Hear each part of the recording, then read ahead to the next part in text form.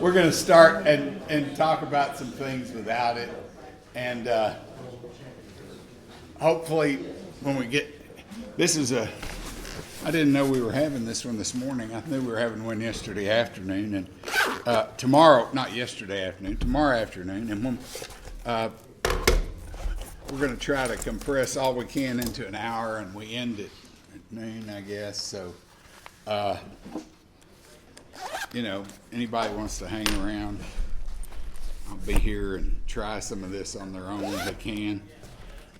My name is Chris Jenkins, and from Mansfield, Texas, just a guitar builder like everybody else here, pretty much, and appreciate y'all being here. I build guitars down there with my son, Jeremy. Some of y'all might know him. He lives in Austin, in the outlaw part of the state, Travis County. Texas has 254 counties, and I don't really recall from the last election. I think Dallas County might have voted Democratic, but I know when George Bush ran, there were 253 counties that voted Republican. One voted Democrat, and that was Travis County, right in the middle of the state. So that's where Jeremy lives. I got into this scientific soundboard analysis thing just as I wanted to make the best guitars I could. I'm no youngster. I don't know how many guitars I've got left. I wanted to anything I can do to make them better. I'm always Should be up there now. Oh, great. It's up there, you think? Is it on? Okay, and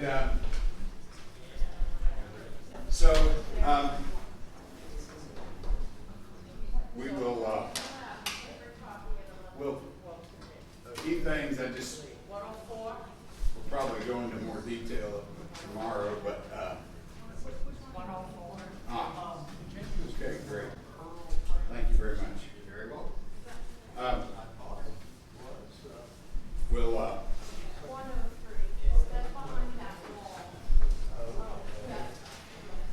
We'll sort of won't discuss as much this morning, but if you have any questions, feel free to ask them. I may put you off till after the talk, but I'm scared. It's not because we don't want to answer, it's just we may not have time. Save you some time, from all of us time, taking notes.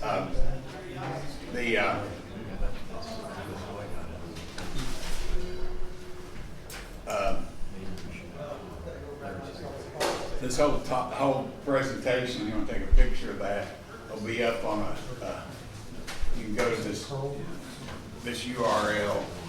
It'll be on my Google disk, and you can download it. There's probably some other information. But this your presentation.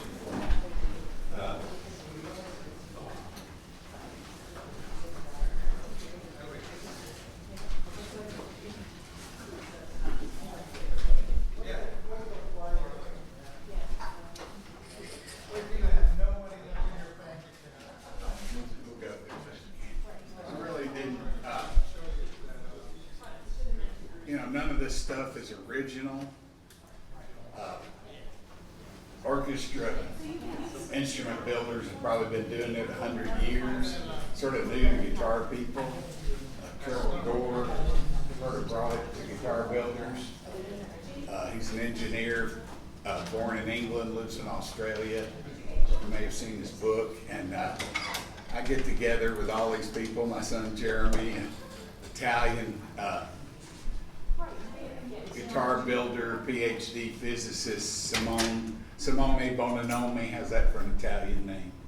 Simone Bonanome. And Michael Bashkin, who many of you probably know through his podcast, great guitar builder, good friend of mine. And Richard Jeween, who's I don't have a picture of. He's a reluctant curmudgeon, and so just despite him, he's a retired plastic surgeon. I found this picture. That's not him? This is him, yeah.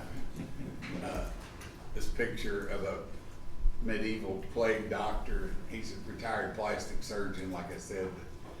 We put up with him because he's really good with numbers. Put him on there. And if you want to ever get a hold of me, you have a question, I'm perfectly willing to talk about this. I like to talk about it, so feel free to contact me. My contact information is there. Originally, we were going to call this the Science of Soundboards, and that's what it's basically going to be in this hour session for sure. In the longer session tomorrow, we'll probably get on to other things and just call it using science to make better guitars. And I wanted to preface it with a few things about how guitars make sound, but basically, we've got strings and sound hole and body. Who wants to venture a guess as to where the sound from a guitar comes from? Where does it originate? Is it anybody? The string. Well, the strings, that's right. The strings drive the top, and then the sound that we hear It's off the top. off of the top. That's exactly right. It doesn't necessarily come out of the Usually people say it's out the sound hole, but it's proven that the sounds we hear out the sound hole are all over 1,500 hertz, pretty much. And if you look at, it's, sorry. I don't know what I'm doing here.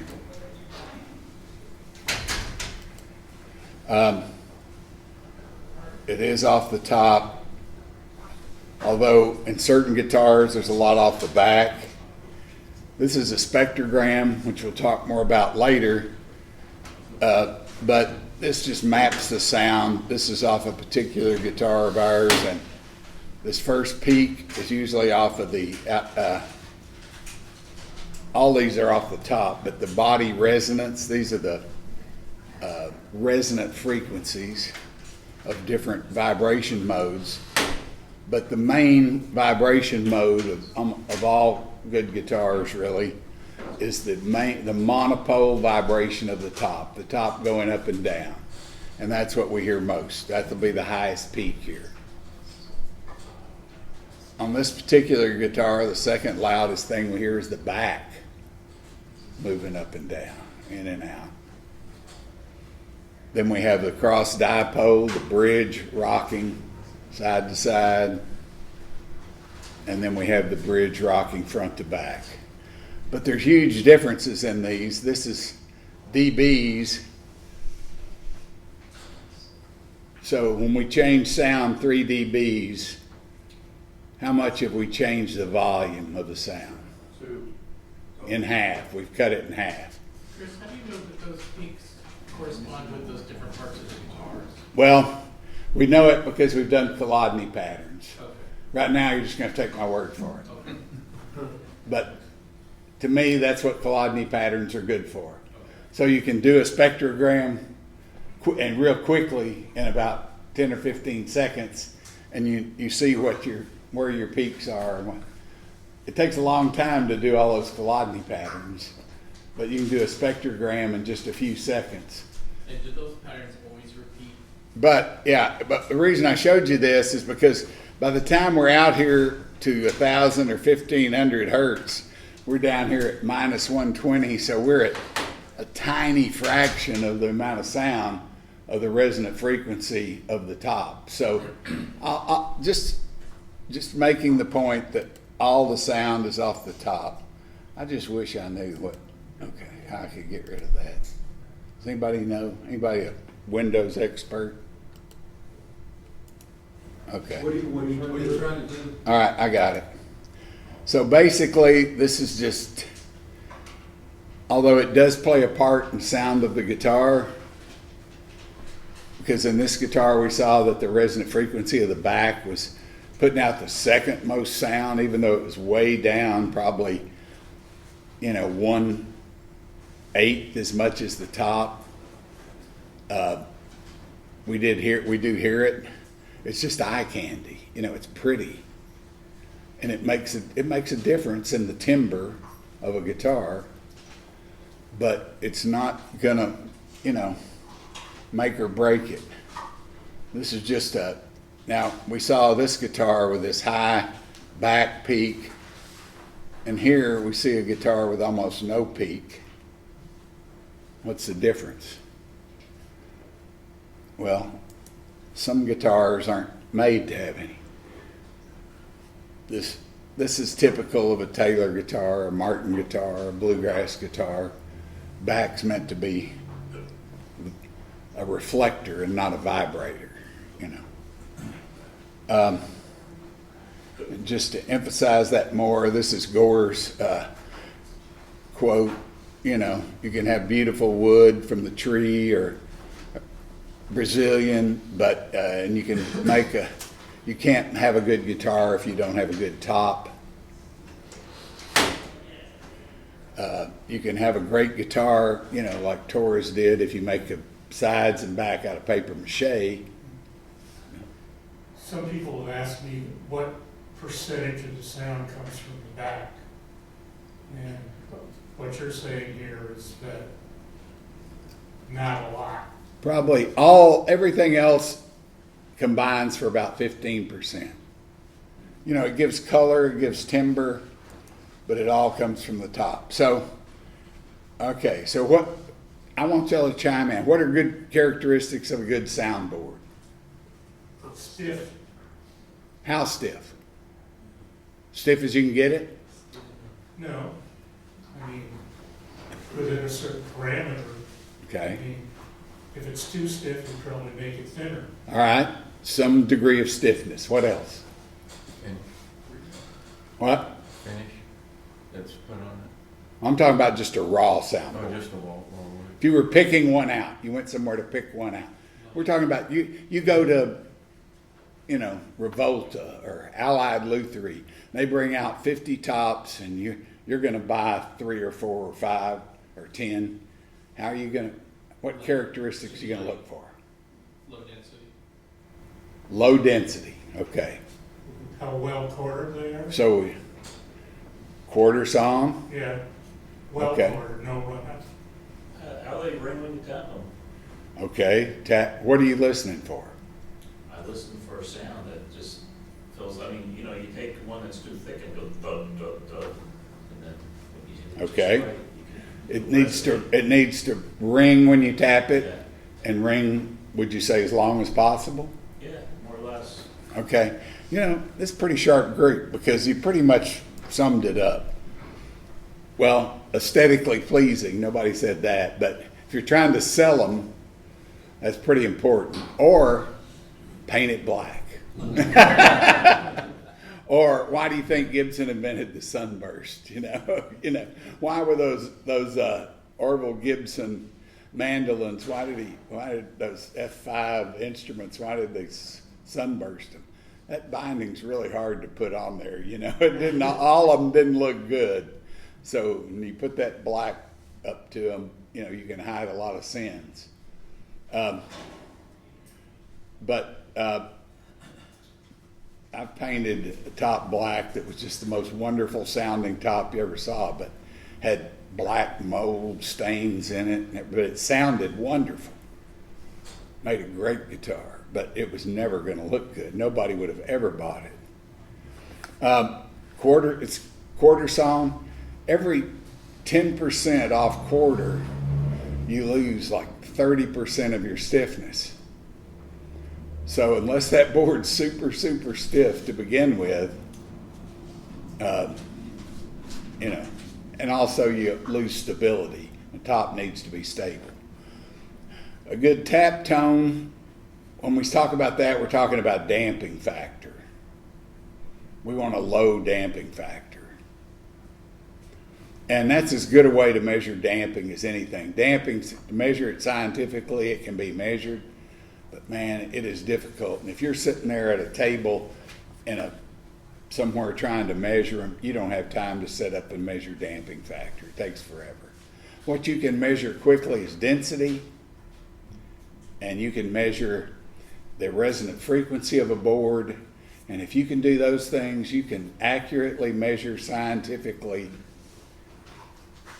its Young's modulus, which is its actual stiffness. So you can get the stiffness that you want. Because just like we said, we don't want the stiffest board we can get.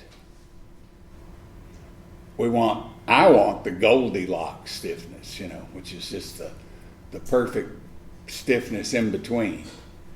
But there is no set stiffness. How many of you build fingerstyle guitars? I do. How many of you build bluegrass guitars? Yeah.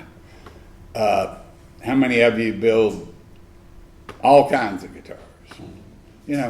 It's different. If you're building a bluegrass instrument, that's way different than a very sensitive fingerstyle guitar, So your stiffness is going to vary. You want a stiffer guitar for that bluegrass player than for a sensitive fingerstyle player. One thing I noticed that I've handled a lot of tops from Martin. As far as I can see, every one of the tops I've ever measured from a Martin guitar had a top of 125 thousandths. Well, that's the way, in a production situation, that's the way they have to do it. You go into a custom shop, it may be different. Dick would know. They make custom thickness tops in the custom shop, do they? Not really. No. No, but 125,000 sounds way too thick to me. Yeah, and it would be really thick for me, but 112. that may be a preliminary thickness they take them all to, Maybe. But anyway, and the way I brace may be different than somebody else, so I may start with a different thickness. I'm not here to try to tell you how thick to make your tops. There are scientific evaluation methods that want to tell you how thick to make your tops, and I think that's a mistake.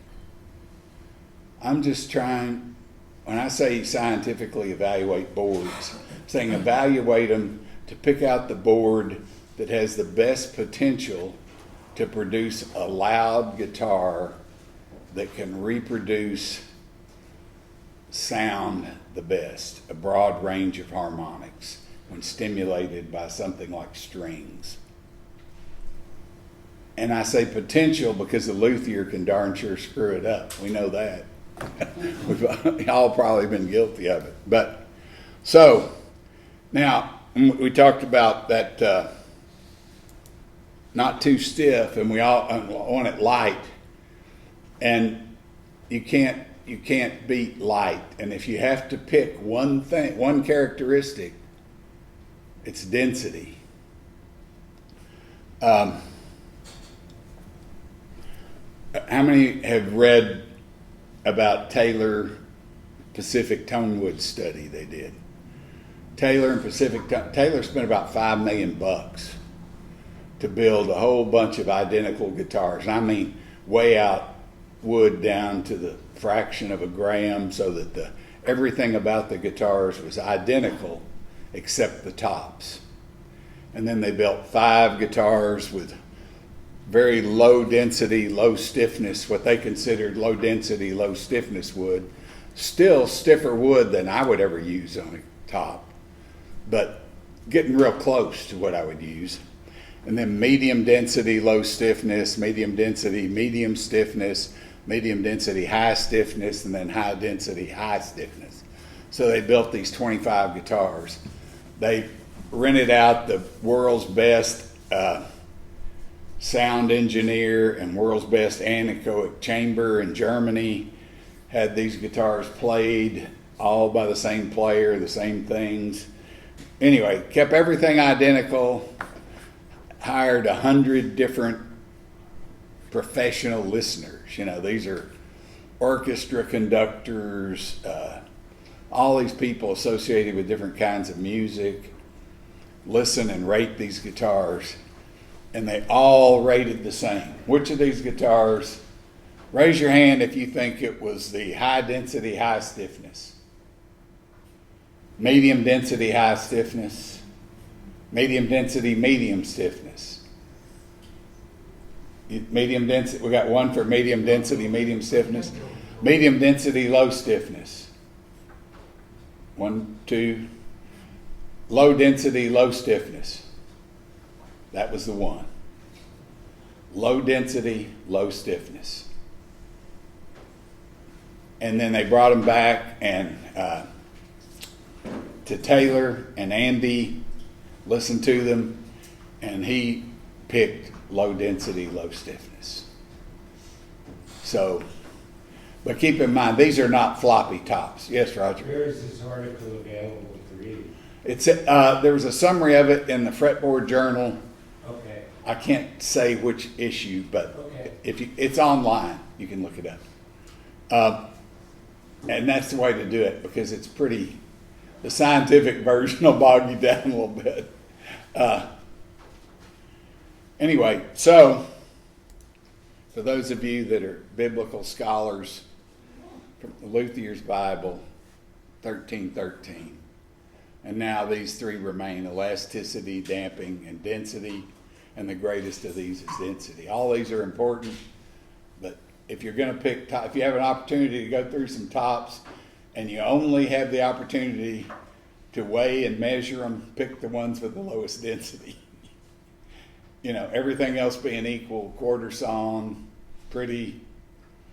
You don't have a weight, you know, you're not in a quiet place. You don't have a microphone to pick up the resonant frequency. That. Okay. So. What I'm thinking though, this almost seems counterintuitive to me, because I have always been concerned about a top lasting and being strong enough. Well, it will, and there's a way to test that when you're done. But, I skipped this. Gore agrees on the density with Samaji, with a lot of other people, with me, for what that's worth. But Gore says if you're trading off stiffness against density, it's general, and he proves this mathematically, which I can't, but he says it's better to select for density. In his book, how many of you have Gore's books or have read them? Yeah. And then there's the Reader's Digest version of that, which is Giuliano Nicoletti's $45 version of Gore's book. It's about a half an inch thick, and but Giuliano does have a lot of. Gore has all the formulas in there and all, and the explanation from them. But Giuliano will have spreadsheets that you can get from his books that you don't have to interpret the formulas. You just plug in the numbers, and makes it a lot easier. Like, you know, this is the kind of stuff you get from Gore's book, and you got to figure out what all those mean when you're gathering your numbers. And Giuliano's, he says, put the weight here and the frequency here, and bingo, the number pops up, you know, so it's a lot easier. But, okay, we're going to get to actually doing some stuff here. We're going to, when I go pick out wood, we have, you know, three types of stiffness. We have tangential stiffness, we have cross-grain stiffness, and we have longitudinal stiffness. And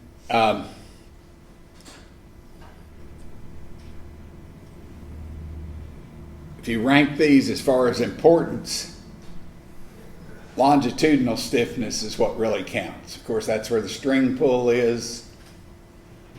That's what the strings are really driving the most. Gore did some research. He did some experiments of his own And he found that a 50% change in longitudinal stiffness resulted in almost a little over a 23% change in the vibration frequency of the panel. 50% change in cross-grain stiffness resulted in a 3% vibrational change in the panel, and a 50% change in tangential stiffness resulted in a little over a 1% change in the panel. So really, longitudinal stiffness is where it was at. Gore says it's 93%. The rest are almost inconsequential. Now, my one argument with Giuliano's formulas you'll get out of those, out of his book is he has you measuring all three of those. I only measure longitudinal stiffness. I don't have time to do all three. I also find it more difficult to measure, always get quick, accurate readings of tangential and cross-grain stiffness. It's very easy to get a quick, instantaneous frequency reading on longitudinal stiffness.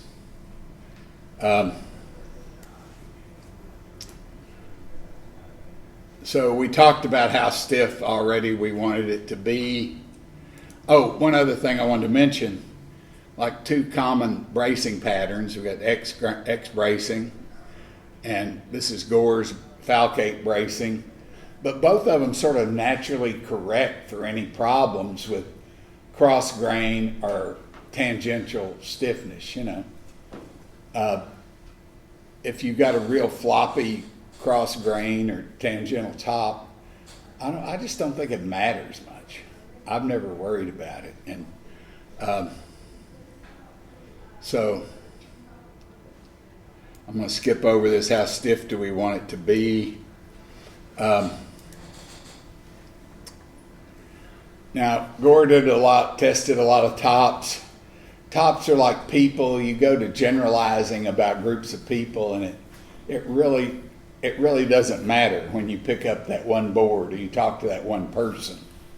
You know, it's not a valid comparison. It's just that if you're going to have access to, you can only choose one type of board to go look at maybe, and what type of guitar you're making. Maybe it makes a difference. You need to decide what species you want to focus on. Like if you're going to make lightly built classical or fingerstyle guitars, Redwood and Sitka and Adirondack probably wouldn't be your choices, you know. Maybe not European spruce either, at least not the Carpathian, German, and Swiss ones. You know, Italian might work, but there's a measurement that we go to called the sound radiation coefficient, and that is gotten, we're going to do it in a minute, by comparing the density and the stiffness. And the more favorably they compare, the higher the sound radiation coefficient. Yes, Roger? Can you repeat what you just said about which tops you would or would not use for, let's say, a fingerstyle or classical? Well, and like I said, there's exceptions to all this because, but you know, if you could only, you say, okay, you have to choose if you want to go through this pile of Engelmann or this pile of Adirondack, and you're going to make a real sensitive fingerstyle guitar, you're going to dive into the Engelmann. Because this is Gore's results of his comparison of sound radiation coefficients of the species. And Engelmann is the king of the sound radiation coefficient. When you compare stiffness to weight or density, Engelmann comes out on top always. Although Italian spruce is right there with it and maybe has more bandwidth, more dynamic range than Engelmann spruce. You know, Engelmann spruce breaks up, you know, when you really get after it. But Italian doesn't, you know, and it can be just as sensitive or almost as sensitive. There's a reason Stradivari, you know, he could have gotten German spruce, but he stuck with that Italian stuff, you know. In fact, you can buy it from the same place where Stradivari went, the same forest where he went and picked his, the Val dei Fiemme, Revolta Woods in Italy, sources strictly from there. But then Western red cedar, well, that would be a good choice also. And you can get some unbelievable sound radiation coefficients out of cedar, but you're sure not going to build any bluegrass guitars out of cedar. You know, they're going to come apart on you. And you're like that, but that Italian guitar, you might build a bluegrass guitar, you might build a classical guitar. You know, you can find that all over. German and Swiss. It's funny, yes, European is all one species. Abies Picea, but you get Carpathian and it kind of operates like red spruce, you know, Adirondack, or you get Italian and it seems more like Engelmann, you know. And they grow in an area that's about as big as Central Texas, but I don't know, it's just really different.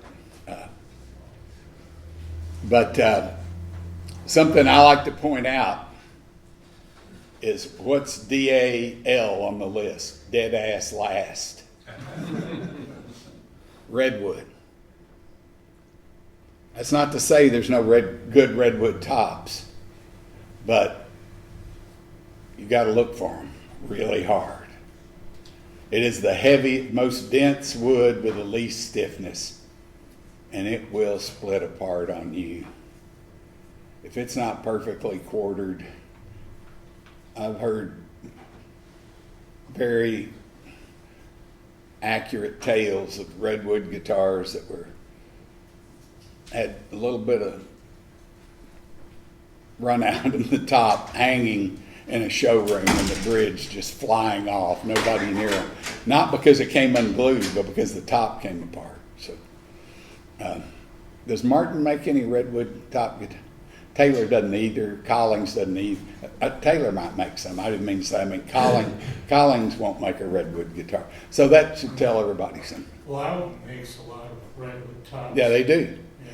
But he really is meticulous in picking it out. Okay. And something not to forget when you're evaluating bracewood.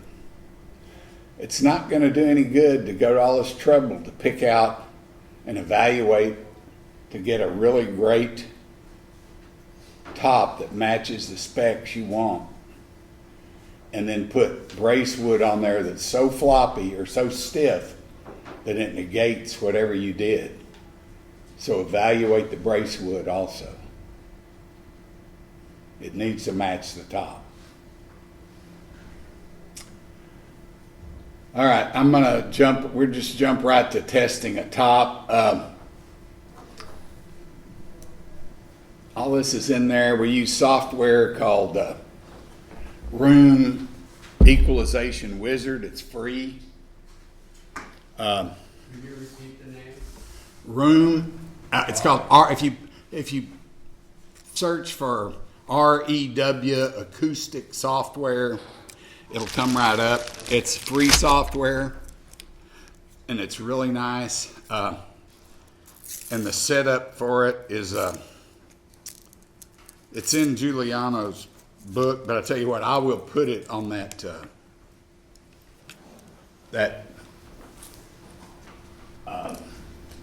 Google Drive. I'll have it on there in a day or two. So, who would like to be the guinea pig to test a top? I need somebody that has a pencil to be the guinea pig, because we need to mark this top.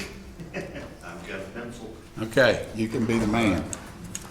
Come up here. I'm going to show you just how easy it is.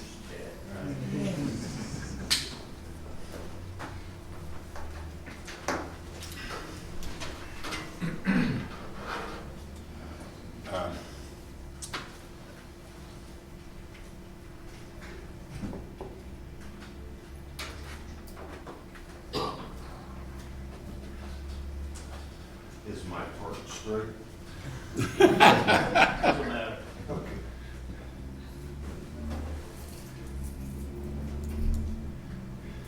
come down here. All right. I don't know if you'll even be on camera. How disappointing. This is a piece of Engelmann that was just nice. The guy was nice enough to furnish to us out there.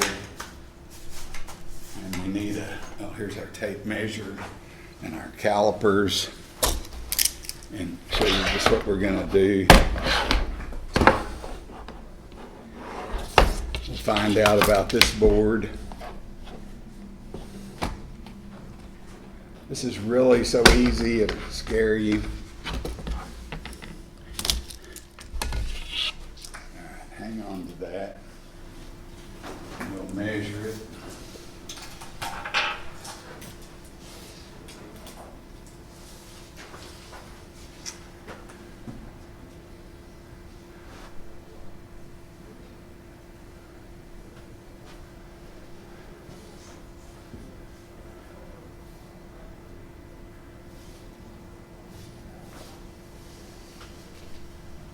Got my trusty spreadsheet here.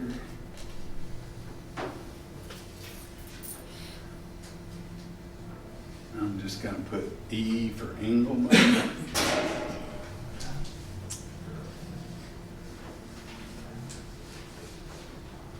I don't know where that number came from, but we'll take it.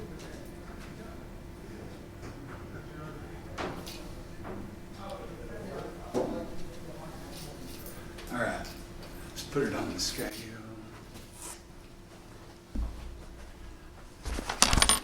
You just do it. You can do it with joined boards. You can do it with boards that aren't joined. They have to be rectangular, and that's about the only requirement. All right, 244 grams. Measure the length and the width in millimeters, if you would. Because if you're gonna evaluate a batch of boards, is there any purpose to bringing them down to the same thickness before you? They don't need to be the same It thickness. doesn't matter. No.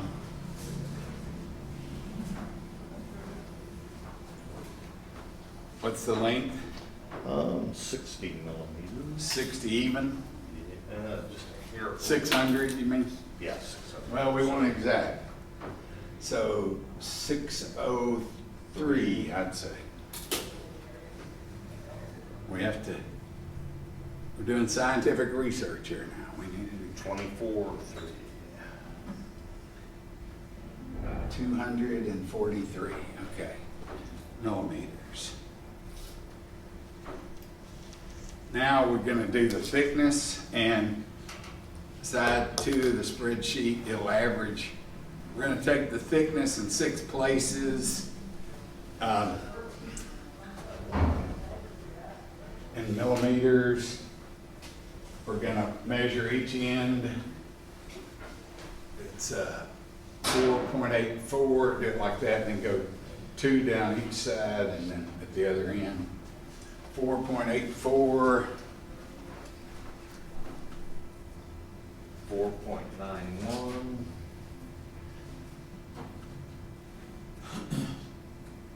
4.80. 4.83.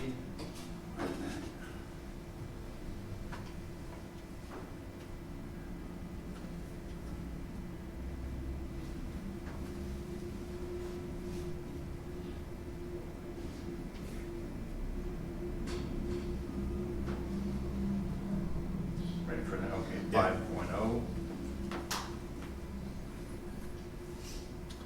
5.01. Why don't you measure the middle? Right in the center, Yeah. because I don't have if I had a long nose caliper, I would, but I don't. Should you? I probably, that's why we're taking the 6 measurements to average it out. It'll probably average out all right. So we got 4 point, this is probably as accurate as if you measured once in the middle.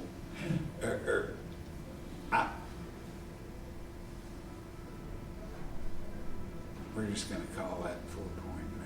We come over here, we got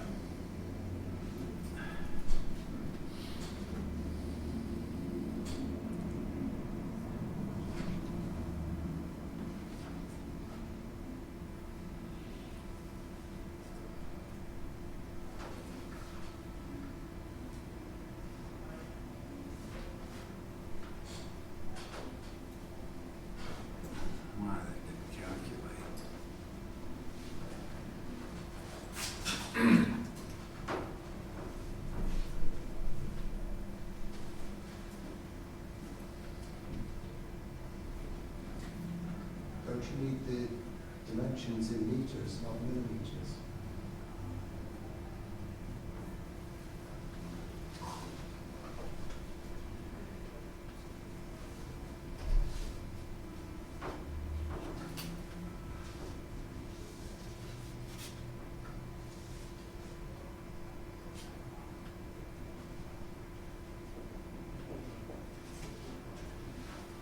What am I missing here? I think your dimensions you've measured in millimeters, but the column headings are meters, so you need to divide through by 1,000. I've got the wrong. This is.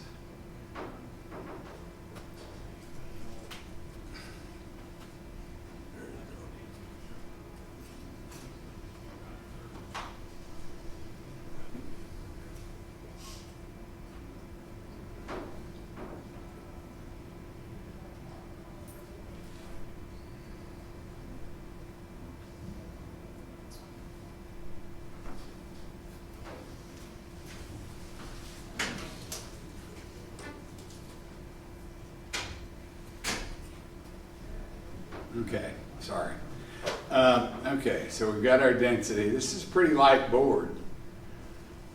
340 grams per cubic meter. All right, now, this also calculates for us two things. It calculates the center of the board, and it calculates the first node. We have to hold the board at a node to tap it to get its resonance frequency. And that is 13.51 centimeters down the side. That's why we need our pencil.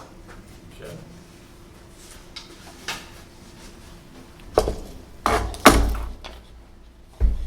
So mark 13.5 right there. Right there. Yeah. Okay. And then mark right in the center. Hang on, I've got to go look and see what it is. I think it was 30. 30.15. 31. Is it 30.1? Not 31. So right here. Okay, 30.15. 30, right Yeah. there. Make a long line there so you can see it. So the last missing part of our formula here is the FL, which stands for the longitudinal resonant frequency of the board. And from that, our spreadsheet is going to calculate the Young's modulus, and it's going to calculate then the SRC, which is the sound radiation coefficient of the board. Sound radiation coefficient, you know, it's great to look at that and say, wow, you know, this board is like up there, say we've got a 15.23. That's really, really high. Gore, you know, he started, in Australia they don't get many good soundboards. So in his book he says 12 is super. I mean, I wouldn't build a guitar with a 12, you know. I like to go for over 14, but at least, but it doesn't tell the whole story because that guitar has that board has a Young's modulus of 10.15. That's a pretty stiff board. If I was going to build a classical guitar, that would probably be too stiff. You know, you don't have a lot of string tension. So I would probably pass on that board, and I'd rather go down for something like that 14.43 with a Young's modulus of 8.62. So while the SRC is great to look at and say, you know, yeah, it is a great board. If somebody were building a steel string guitar, you know, that's the best board up there. But if you're going to build a nylon string, that's probably not the one. So you have to keep everything in mind. All right, so here's what I want you to do. I want you to hold it right here and take this hammer, that And hit. right in the center though, at that line. Like so. But I don't know if you can hear this, but listen. Okay, we're holding it on the node. We won't hold it on the node. Can you hear the difference? Because we're holding it on the node, so between the places where it vibrates. We're not preventing any vibration by holding it on the node. And I want you to, I'm going to put it back on the REW program, and you're going to hold it right in front of the mic and go. And we're going to see what the resonant frequency is.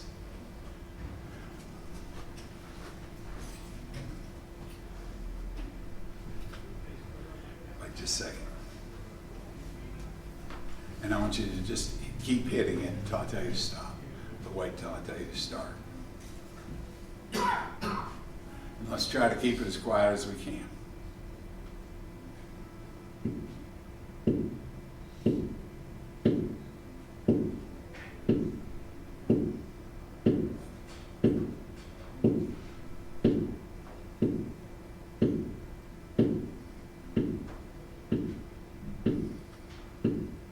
Okay. No. Keep going. Oh, wait, let's start over. No. Yep.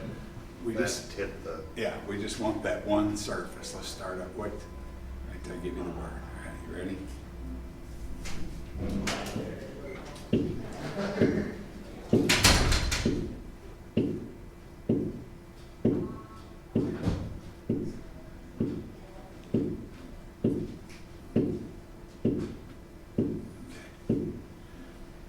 I see down there the we want to take 32 averages.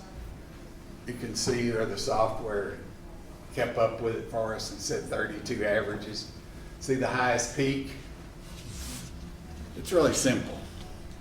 I just wanted you to see how easy this is. Thank you. Yeah. So it just takes a second. What was your number on the soundboard? Well, we're gonna get it. Okay. All right, let's measure and see what that frequency is. You did a good job. We click right on that peak, and it's 70.9 hertz. You see it? So we put that in the spreadsheet.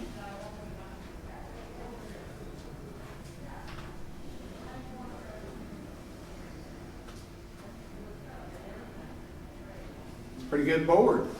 It's for sale out there.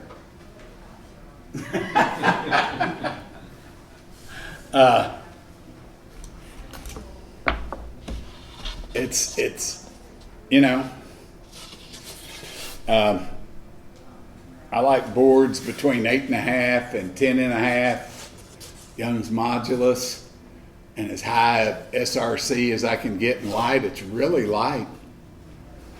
You know, I'm still an old guy, so I think in what my young friends say are bastardized terms, grams per cubic inch, which I guess don't exist, you know, really. But that's the way I think of it. Which, you know, when you're below 6, down there 5.5, that's a light board. So this is a really good soundboard. Chris, when you're holding the note, are you holding right at the edge of the board, or are you going into the board? I'm sorry? When you're holding the note, are you holding right at the edge of the board, or are you going into Right at the edge, yeah. Okay. Now, you mentioned that you really need to match the bracelet to the board. Now, if you were building a guitar out of this, would you take the bracelet, could you measure it the same way you did? You measure it just the same way. Okay. And I'm going to give a plug for my friend Simone. You know, if say you don't want to measure wood, but you want really good wood, you like wood that's measured, but you don't, you know, you don't have a way to go to somewhere to get to measure it yourself. Now you can, if you have a stash, you can measure what you've got. This is the beauty of it. This is what I did in the beginning. And then if you're a member of a luthier organization, you can take all your shitty wood and sell it to your friends in the club, you know.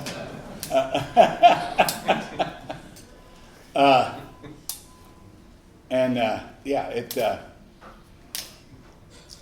get rid of it. But Simone in Italy he lives about a mile from Revolta, They give him the key. He's like their adopted son. And he goes up there on his weekends and just goes through pallets of wood and picks out all the best stuff. And they have he and his cousin have a website and they sell it. And you can get wood from the forest of Stradivari that's been tested, and you know exactly what you're buying, how stiff it is. They have high-res photos of every top. Plus, the brace wood from Revolta, even if you don't want to buy tops, it is so cheap. Brace wood around here is crap, and it costs a lot of money, and you don't know what you're getting. But Revolta sells, what their brace wood is, they take their highest grade violin tops, and when they're splitting them, if they find a flaw, like a pitch pocket or a knot or something shows up, it becomes guitar brace wood. It's just the right length. And I mean, that stuff, they split it, and it's just silking from side to side. It's the most beautiful spruce you ever saw. Because, I mean, they keep the primo, the best spruce they have, for the highest grade violin tops. And that becomes the guitar brace wood when they find a knot or a pitch pocket or something in it. And so, yeah, and then Simone and them, they'll test if you want. They'll just send you the brace. It's like a big billet of it is like €8 or something. But they'll test it for you if you want tested. But it's so cheap, I just buy a whole bunch of it and test it myself, and most of it's really good. And then the only time I ever don't use it, some of it's too stiff, so then I take it to a Lent meeting, Luthiers Interactive of North Texas, and sell it to some of my friends, and they want it. Yes, sir. The violin guys will tell you, you don't cut it, you split it. Is that your experience as well? Well, you know, I'm not an experienced wood guy. I mean, I think they split it to a point, then you just have to saw it at some point. A violin top, you may not have to so much because, you know, it's much thicker. You know, they're carving it out of a much thicker But the piece. braces I'm talking about. Oh, the braces? Yeah. Yeah. Oh, maybe Get so. your I braces. I saw mine, to be You saw honest. yours, okay. I saw You it. just get them to the right This size. stuff is so quartered, there's no run out. You can saw it safely, believe me. You're not gonna cause any harm. There is not one bit of run out from end to end in these braces. It's so much better than my tops. It's great. But so that was a very quick. You know, we're out of time. But if somebody wants to hang around and if something wasn't clear or do a little testing or whatever, I'm happy to talk to you. It's lunch hour, and tomorrow we'll have a longer 2-hour version. We'll go into monopole mobility. We'll talk about that some, which is measuring your guitar's output.